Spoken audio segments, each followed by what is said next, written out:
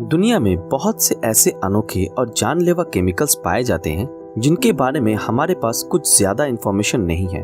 लेकिन अगर आपने उनके साथ एक्सपेरिमेंट करते समय जरा भी लापरवाही की तो उसका नतीजा इतना खतरनाक हो सकता है कि आप सोच भी नहीं सकते। कुछ ऐसा ही एक फीमेल रिसर्चर जिनका नाम कैरन वाटरहैन था, उनके साथ हुआ, जो एक ऐसे केमिकल कंपाउंड के साथ वर्क कर रही थी जिसके बारे में हमें बहुत कम इंफॉर्मेशन थी, और वो केमिकल गलती से टेस्टिंग के वक्त उनके हाथ पर गिर गया, जिसका नाम था डाइमिथाइल मर्क्यूरी, जो कि मर्क्यूरी केमिकल का ही एक रूप है। जैसा कि आप सभी जानते हो कि मर्क्यूरी एक सिल्वरी कलर का सेमी लिक्विड केमिकल है जो कि रूम टेम्परेचर पर लिक्विड स्टेट में होता है, बट ये केमिकल वाटर की तरह कलरलेस स्टेट में पाए जाते हैं, जिसकी स्मेल मीठी सी आती है। कैरन को पता था कि वो जिस केमिकल के साथ काम कर रही थी वो एक बहुत ही डेंजरस केमिकल था, इसलिए उन्होंने उस हिसाब के कपड़े, ग्लव्स और वो सारी चीजें पहन रखी थी जिससे कि वो अपने आप को सुरक्षित रख सके। पर वो कहते हैं ना, नजर हटी दुर्घटना घटी।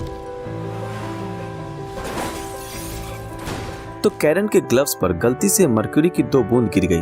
कैरन वैसे तो एक एक्सपर्ट थी जिन्हें केमिकल से जुड़ी छोटी से छोटी बातों का नॉलेज था, लेकिन उस समय उन्होंने उस पर इतना ध्यान नहीं दिया, बस अपने ग्लव से उस केमिकल को साफ कर लिया और अपने काम पर वापस जुट गई। और उन्होंने फिर कभी भी इस बात को सोचा तक नहीं।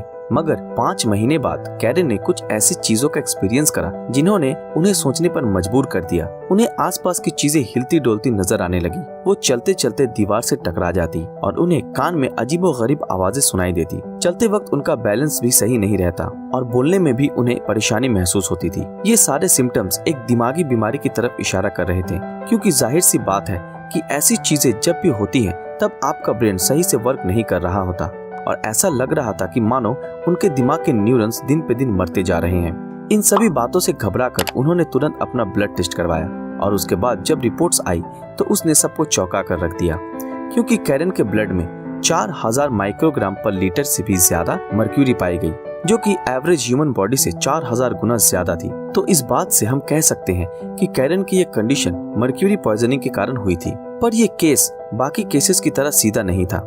जैसे जैसे दिन गुजरता गया वैसे वैसे ये केस और ज्यादा पेचीदा होता गया। नॉर्मली ये देखा गया है कि जब भी किसी टॉक्सिक केमिकल का लेवल शरीर से कम हो जाता है तो पेशेंट रिकवर होने लगता है, लेकिन कैरन के साथ ऐसा बिल्कुल नहीं हुआ।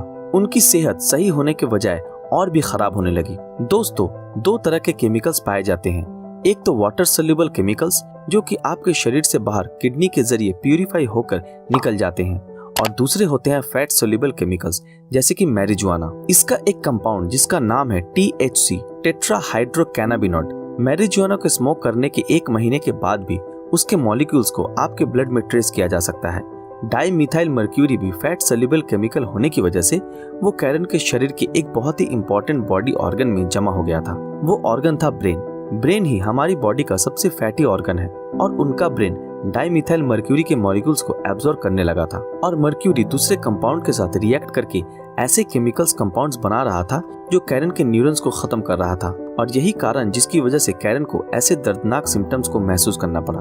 जब प्रॉब्लम पूरी तरह से पता चल गई तो अब सवाल ये आता है कि इतने सारे मर्क्यूरी को कैसे निकाला जाए। तो दोस्तों, मैं आपको बता दूं कि कैरन जिस परेशानी का सामना कर रही थी वो केमिकल के मॉलिक्यूल्स की वजह से थी, जो उसके शरीर को तहस नहस कर रही थी।